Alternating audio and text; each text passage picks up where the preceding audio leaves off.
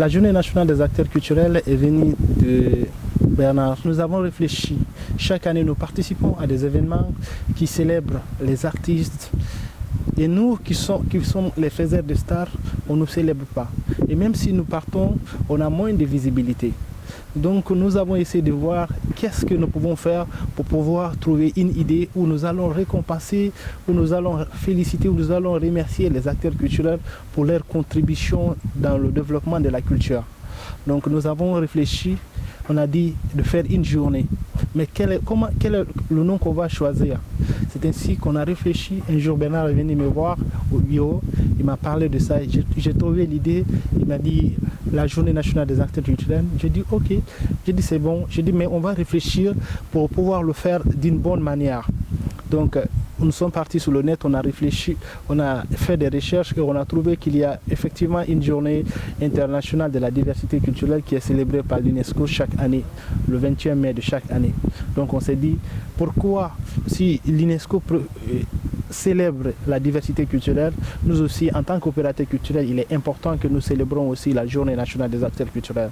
Voilà d'où est née l'idée de la Journée nationale des acteurs culturels, qui est en cette première édition, c'est une édition d'expérience autour de laquelle nous allons essayer ici, à travers de différentes activités, et de célébrer les efforts de tous ces acteurs qui travaillent à l'ombre.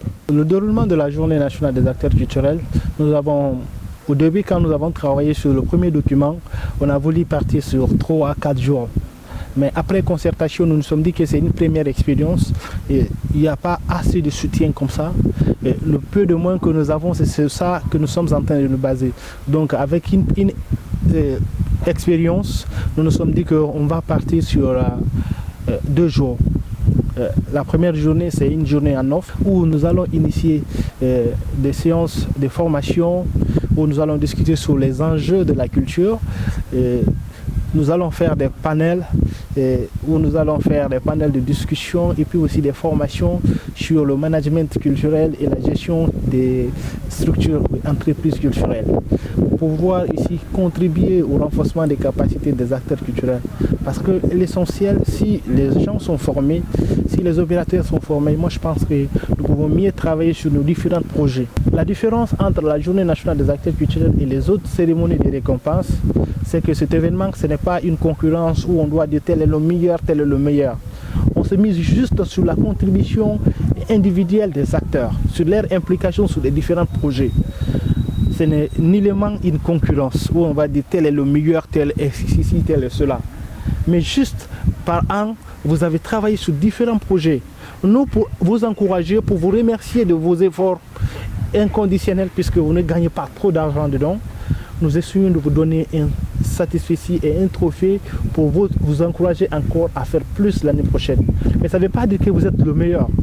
Ça veut dire que le choix est tombé sur vous. Donc c'est différent catégoriquement des autres événements où il y a les récompenses, où on met des gens en voting.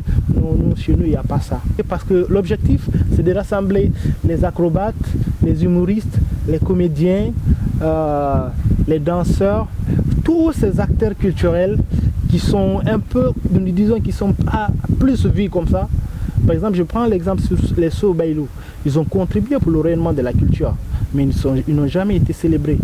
Donc pour nous, il est important que nous célébrons ces genres de personnes qui ont travaillé pour que la culture guinéenne, parce que si aujourd'hui les humoristes ivoiriens se réfèrent de la Guinée, on avait un programme Rion MP qui était très développé, très suivi en Guinée, mais aujourd'hui ce n'est pas le cas.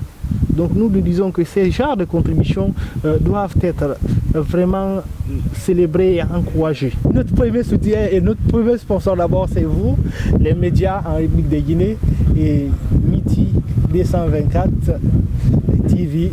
Nous vous remercions déjà pour ça, parce que vous avez pris le courage de nous contacter et de nous proposer de faire l'interview avec nous.